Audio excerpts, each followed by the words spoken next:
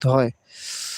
হামজা নুন জবর আন, নুন আলিফ জবর না, আন না, জবরের বাম পাশে খালি আলিফ মদ হরফ। এখানে নুনে এক আলিফ টেনে পড়তে হবে। প্রথমে নুনের উপরে তাসদিদ আসা করে নুনকে গুণ্য করতে হবে, অজীব গুণ্য।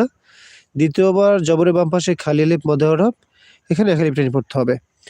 আন্নারি, রাজের রে, জাল আলিফ জবর জা, তাজের তে, আন্নারি জাতি, জাল জবরের বাম পাশে খালি আলিফ মদে হরফ, জালে এখানে এক আলিফ টেনে পড়তে হবে,